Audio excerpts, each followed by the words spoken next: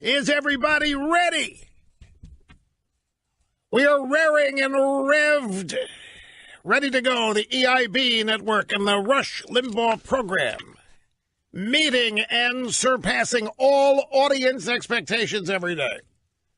Great to have you with us, my friends. The telephone number is 800-282-2882. The email address, lrushbo@eibnet.us.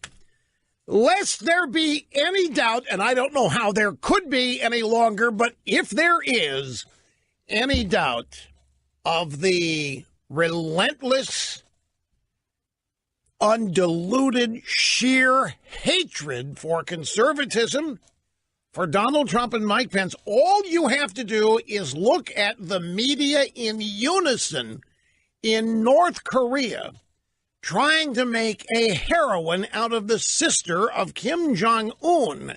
She is a ranking member of the regime. As such, she oversees the genocide of North Korean citizens, the jailing of political dissidents and so forth, and to call her the hero of the Olympic Games, to say that she came and won over everyone with a massive charm offensive, and the fact that she may have offended Mike Pence makes her a hero to the drive-by media. Their hatred for conservatism is such that anybody else who also shares disagreement or hatred of conservatives, Republicans, or whatever will be friends with the American left and the Democrat Party. You know, ratings for this Olympic Games are way, way down, and there are a whole host of reasons why. This is on a par with, but much worse than the media promoting and siding with the protests of the American flag, the American people, the American military, and the cops when the NFL players took a knee. I mean, the media was all over that, too. They thought that was great. That was a statement against America. It's why they love Obama and Michigan. Now you've got Mike Pence, who, by the way, they continue to rip Pence for that Religious Freedom Restoration Act in Indiana when he was the governor. They hated that. The Religious Freedom Restoration Act was designed to let people that own bakeries and photo shops and so forth refuse to do a service for people who violated their religious beliefs. Ergo, if a gay couple came and wanted you to do the cake for their reception and you said no, you could be sued if you were using your religious objections, your religious freedom. So they passed a law saying people are free to do this. The media went bat crazy, and they scoured the state trying to find a business that would admit that they would not cater a gay wedding. They found a little pizzeria in a suburb of something, a 21-year-old daughter of the owner who didn't know what, I mean, she just... no idea. Well, yes, we certainly would not, because our religious beliefs say that we... That's all the media needed, and off and running, and the whole state of Indiana is a bunch of bigots and a bunch of hope, and they haven't forgotten it, and they're still slamming Pence with that. I guess there's a couple of gay guys on the Olympic team that said something insulting about Pence, and they built that back up. But these people do not realize, I'm talking about the media, they still don't realize they are killing the Democrat Party doing this kind of stuff. There's nobody in this country romanticizing the North Koreans. There's nobody in this country that thinks Kim Jong-Un and his sister would be preferable to Mike Pence. Okay, correction, there are some, and it's a lunatic fringe, and it's by no means anywhere near a majority, but the media just can't help itself, and it's just it's infuriating to have to sit there. And there's not just one or two; it's 15 different media organizations that joined this parade, singing the praises of the sister of Kim Jong-Un, and she apparently frowned at Pence, and that made her an even bigger hero, or I should say, heroine. Now, you know that a lot of people are not watching the Olympics live. The NBC TV ratings are tanking, frankly. And there are a number of reasons for it. One of the reasons is that NBC is delaying a lot of the events, and yet you can catch them live anywhere you want via streaming. So by the time NBC airs some of these big events, like the opening ceremony, have already been seen by millions of people. And they are accessing whatever website they can, whether they're domestic or foreign. And you know, it's kind of a microcosm for what is happening in sports broadcasting. You can find raw feed coverage out there where all you get is the event. You don't get any announcers. You don't get any. What do you call those features? Okay, so you got some skier from Norway, so we're going to do a personality package on the guy. So they go to Norway and they do a little mini bio of the guy's life. You know, adversities he's overcome, being beaten by his father, growing up near a sewer, skiing was the only thing to get him out of whatever. You know, do one of those packages. You don't have to put up with that stuff if you don't want to now. If you watch the televised coverage, you have to get all of that, nobody shuts up. And the event ceases to be the event. They never let the sport speak for itself. They always have to have commentary, packages, what have you. And I think one of the reasons ratings are down is it's not just the time difference.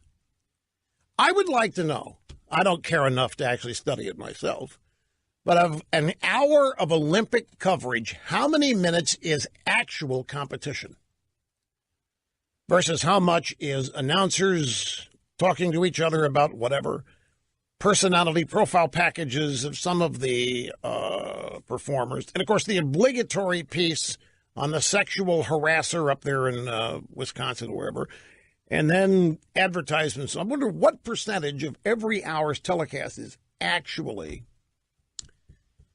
sporting content. Anyway, now, well, it may be too cold for the Winter Olympics. They've had to cancel some events because it's too windy, it's too cold.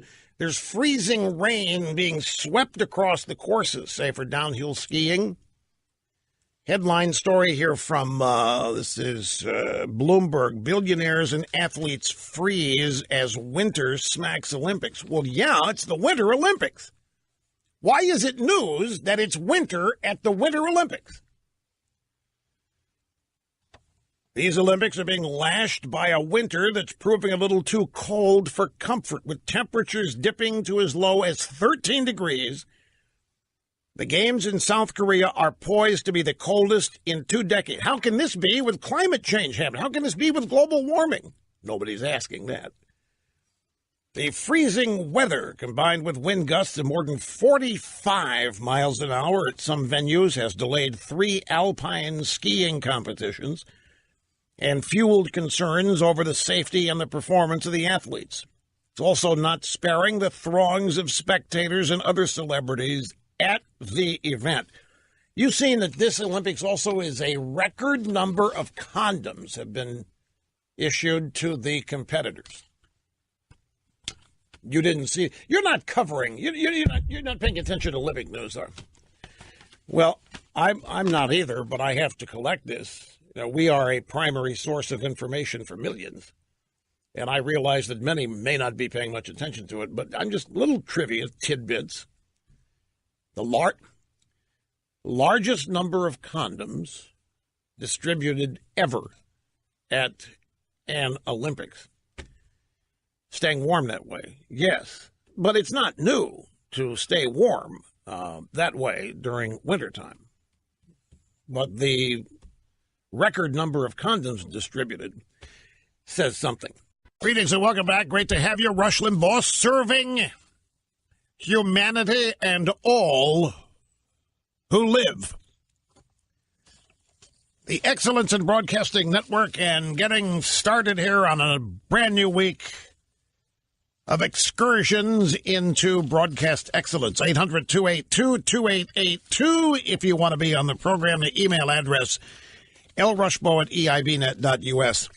I just want to reference one more time the media's falling in love with the sister of Kim Jong-Un. It's as so much today, as compared to years gone by. Under normal circumstances, it'd be a laughable event, and it is in several ways. But it also is highly indicative. It's a teachable moment. It's very illustrative. And I think it is dangerous. I saw F. Chuck Todd the other day. Well, I didn't see him. I read that F. Chuck Todd is now exacerbated. He's a host of Meet the Press, NBC. He's now exasperated. He just at his wit's end. I don't know how to deal with Trump. This country is in the worst shape it's ever been, and we got somebody unserious, somebody who's just a reprobate, just from top to bottom, morning to night, just a full-bred reprobate. So demeaning, so embarrassing for all of us in our country. And then we watch his industry implode right before we watch his industry sidle up to America's enemies time and time again. And they treat the arrival of the sister of Kim Jong-Un as a feature profile, as they would any of the athletes participating in the games. And they fall in love with this woman who is the sister of a genocidal mass murderer. They fall in love with her simply because they think she upstages Mike Pence, the vice president of the United States. The degree of hatred, it's not just that the media is opposed and that they're biased and that they're liberal. They are harboring, right along with the Democrat Party, I think it's the highest concentration of hate that we find in the country today. Not somewhere on the fringe right, but right in the mainstream of the Democrat Party and in the mainstream of the media. A visceral hate.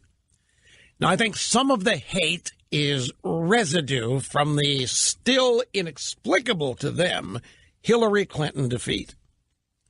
I think a lot of them are in shock, PTSD, can't accept it, can't get over it, doesn't make sense, doesn't compute. None of their reality going into that election was realized.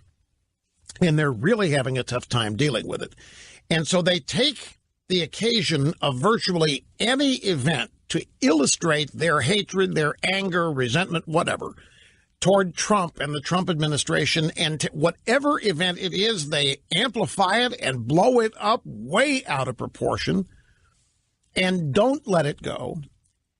And I don't think, in one sense, I'm fine with them doing it because I think that they are doing irreparable harm to their side. I think they're doing lasting damage to their side. All of this hate is not how you build a massive majority movement that leads and dominates. And it's certainly not how you build an optimistic, uplifting society or culture or country. Now, you can maximize hate for a while, and you can make it pay off. But these people are running up now on... Well, it depends on where you start. You can start when Trump announced, and we're into our third year of hate. Or you could start when Trump got the nomination, or you could start when Trump won the election. If you start there, the hatred has not lessened. It is only intensified, and it's poison. Hatred poisons the beholder. And it blinds these people to truth and reality all around them, and it's embarrassing. I mean, of all the countries in the world to sidle up to and to promote, but it's who they are. This is the teachable moment about it, I think.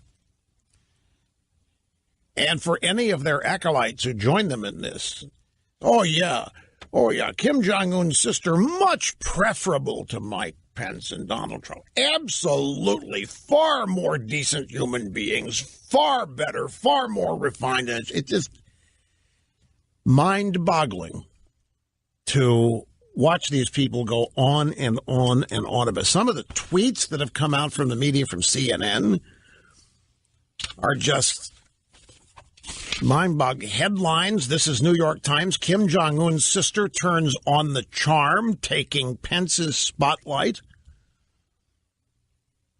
And you know what I think was going on? I think the media was involved in a contest. Who could disrespect Mike Pence the greatest, the more? Who could do it? Who could do the best job?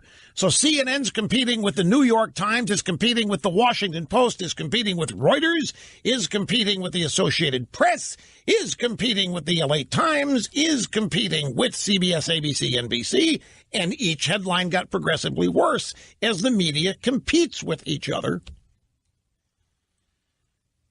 And they end up expressing love and support for a murdering communist dictator, which, of course, is not unique to the New York Times or the drive-by media. Listen to this. Let me just give some excerpts here from the New York Times on February 11th. This is the Sunday paper yesterday. While Mr. Pence came to South Korea with an old message, Ms. Kim delivered messages of reconciliation, as well as an unexpected invitation from her brother to the South Korean president to visit Pyongyang, the North Korean capital, and maybe return home. Pence came with an old message. What's the old message? That the United States would continue to ratchet up maximum sanctions until the North dismantled its nuclear arsenal. That's an old message. That's tired and worn out. It happens to be the message of Barack Hussein Obama. It happens to be the message of Madeleine Albright and Bill Clinton, except they didn't do anything about it. But the sister, who is part of the regime, she's not sitting at home knitting. She's not watching reality shows. She is part of the regime. She oversees the genocidal policies in this country. Ms. Kim delivered messages of reconciliation. Reconciliation. And, of course, Mike Pence, he is not interested in reconciliation. Mike Pence is a bigot. Mike Pence is a homophobe. Mike Pence is this, and so is Donald Trump. Ms. Kim attracted attention wherever she turned up, at the opening ceremony, in the stands, at the Olympic debut of the Korean women's ice hockey team. But Mr. Pence drew the greatest reaction for where he did not appear. Most pointedly at a dinner Mr. Moon hosted before the opening ceremony. Mr. Moon is the South Korean president, not to be confused with the Reverend Sun Myung Moon. This is a different Moon. And since Pence did not appear, it meant he avoided spending time with the North Korean delegation, including Kim Yong-nam, the country's ceremonial head of state. That's the sister.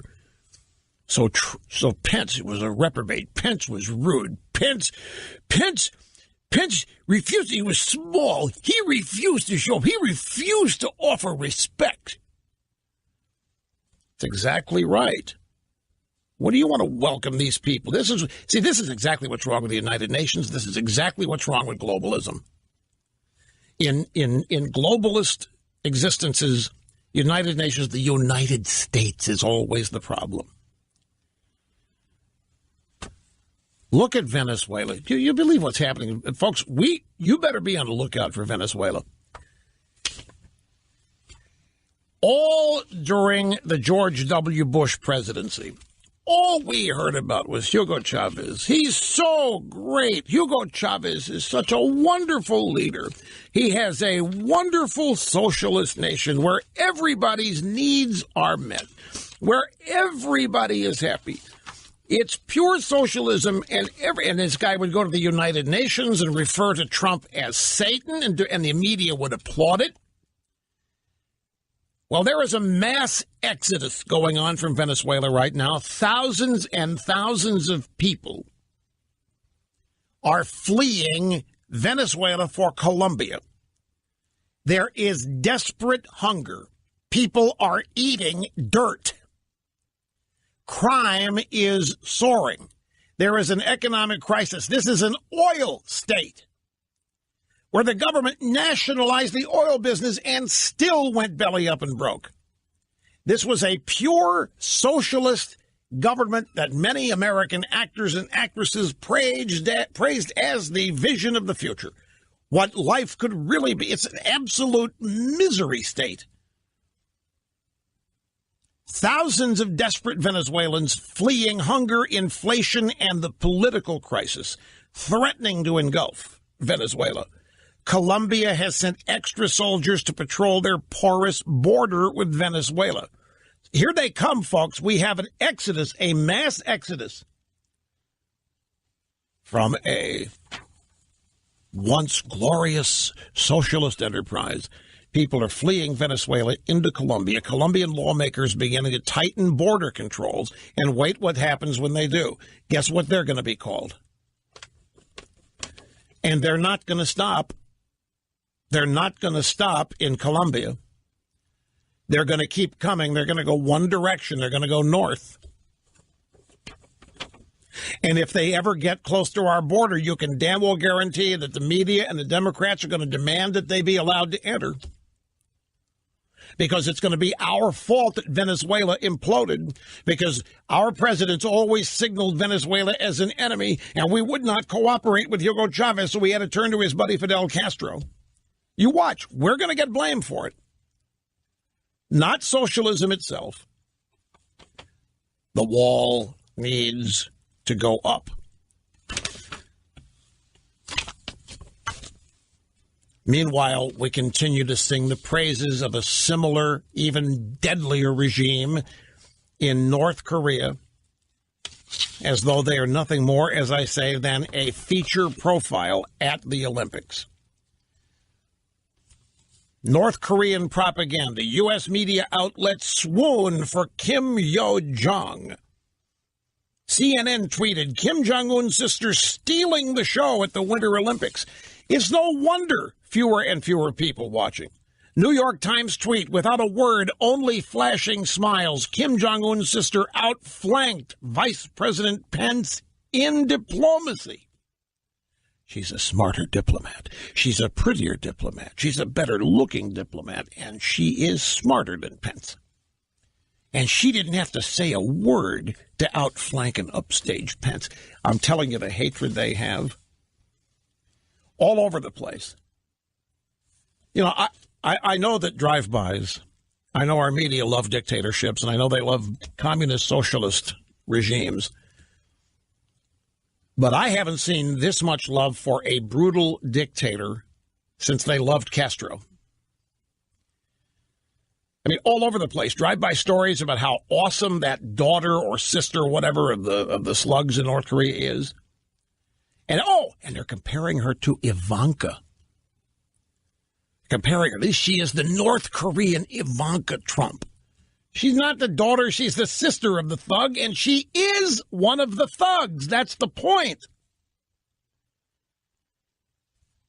Now, are these people in the media really this ignorant of history, or are they just this consumed with hatred? Probably a little bit of both. A Washington Post columnist demanded that Bethany Mandel apologize to North Korea. This is from the Twitchy website. Bethany Mandel writes at The Federalist, and she's being asked to apologize for a tweet that she sent out by the columnist Gene Weingarten at the Washington Post. She tweeted out, "The media shall continue in its years-long obsession with the dangers of fake news after having spent the weekend running propaganda for the most brutal regime in human history. And they'll claim that it's Trump, not their own actions, to blame for continued spiral of trust." And this guy from the New York Times responds, "It's not the most brutal regime in human history, Bethany. You need to apologize." So the Washington Post had a guy telling her she needed to apologize to North Korea for calling them the most murderous regime in history. And Bethany Mandel wrote back, "You people are nuts. They think it was Hitler." She points out that there isn't, in modern American history, modern world history, there is not a murderous genocidal regime that has been in power as long as this one in North Korea. That the Nazis don't even compare. But Gene Weingarten at the Washington Post doesn't know. As far as he's concerned, because he doesn't know history either. I think journalists are so absent knowledge of history, and it's one of the primary ingredients for being a good journalist, if you ask me. Hitler is the worst. By far, no comparison, nobody even close. Hitler can't compare. He also cited Pol Pot, Khmer Rouge, and so forth. Well, they were all brutal. There's no question. The North Vietnamese, but they weren't in power anywhere near as long as the North Koreans have been. It's not even close. Half my brain tied behind my back, just to make it fair. Here at the EIB Network and the prestigious Limbaugh Institute, here is Smokey in Coronado, California. Great to have you, Smokey. What's happening? What's up?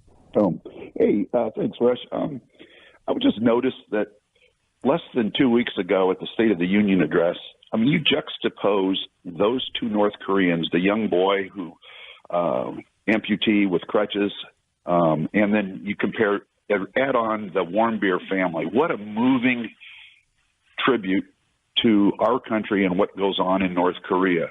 Literally 12 days later, our media has completely forgotten that, must think the American people don't care. And then they embrace this part of the thug family in North Korea. And then I think back about what Donald Trump said. Donald Trump, he was chastised royally by the media for being his statements could be misinterpreted by the leader of North Korea. What does the media's fawning all over this woman say to the leader of North Korea? Does that say that, hey, we in America, we're really, you guys are actually on the right track? No, that's a great question. What the media's messaging says to the leader of North Korea is that he can play them like a Stradivarius, that he can use the United States media for all the propaganda he wants. That's what it means. That is a great point. That is a great question. The leader of North Korea is looking at our media and laughing and salivating and realizing he just found the best propaganda army. He may even fire his own propaganda minister. He doesn't need the guy, whoever it is. He's got the American media. And all he has to do to mobilize the American media is to continue to express hatred, dislike, criticism of Donald Trump, or to engage in threatening activity toward the United States, and it's all going to be blamed on Trump. That is the knee-jerk reaction of the media. It's I was going to say it's stunning how easy it is to trigger them, but it really isn't. It's not stunning. It's not unusual to see how easy it is they can be triggered. Doesn't take much at all to animate their true feelings of disgust and hatred toward Donald Trump. And it doesn't matter who else is expressing similar hatred and disgust. It could be the most slimy SOB in the world, and that person is going to become an associate and a friend of the media. Trump calling Kim Jong-Un Rocket Man. And, of course, what do the media do and the Democrats? You don't show that kind of disrespect to the leader of a foreign country that may, in fact, have nuclear weapons. You just don't do that. You don't talk to them that way. And you're right. I'm sure the media, I bet you, if the truth be known, the media was snickering right along with the Democrats at Trump's calling out of the North Korean kid who left and had a desire to become an American and went all over the world, whatever it had to do, he did. The media thinks stories like that are probably exaggerated, not really true, and they're nothing but show, because that's what their Democrat presidents did with those people up in the gallery. That's a good point. We'll be back. Hang tough, folks. Back before you know it here. And welcome back. Rush Limbaugh having more fun than a human being should be allowed to have. Welcome back, folks. 800-282-2882. We're next. Let me just look. That'd be Joe in Williamsport, Pennsylvania. Great to have you. How are you doing, sir? I'm doing well, sir. How are you? Fine and dandy. Thank you. Cool. So, Rush, I heard you talking earlier about the young lady from North Korea being the new awe and wonder of the world at the Olympics. And I wondered why we're not hearing more out of our mainstream media about the new ability for transgendered athletes to compete in the Olympics, yet there's none there. How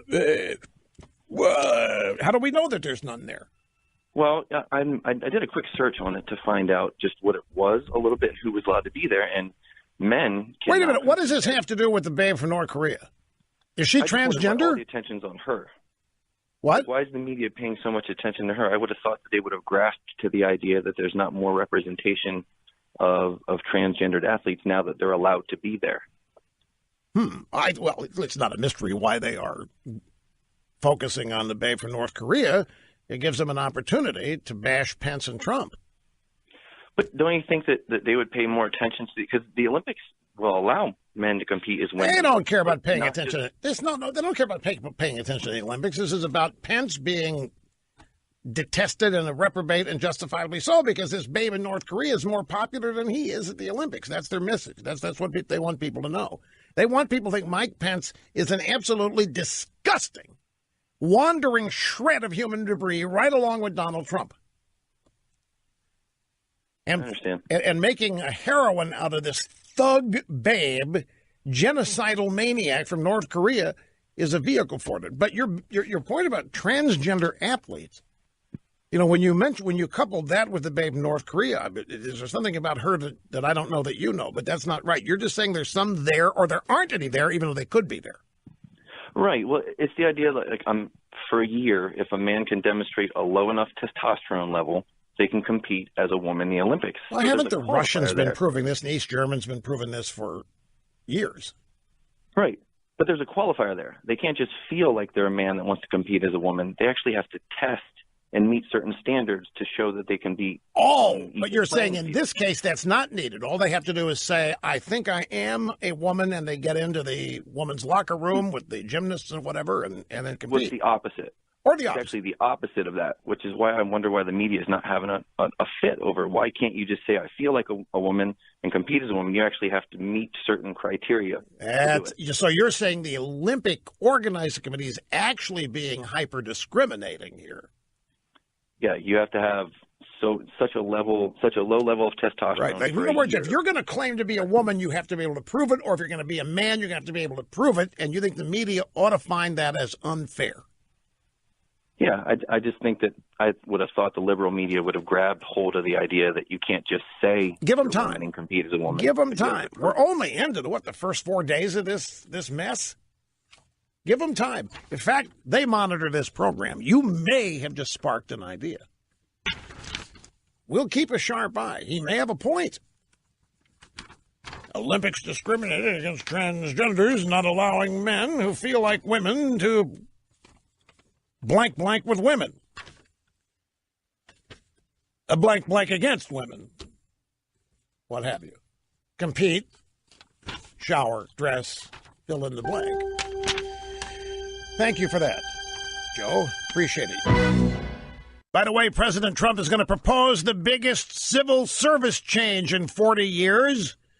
It consists of hire the best and fire the worst, a novel concept in government. There's lots exciting going on. So be back here tomorrow, folks. See you then.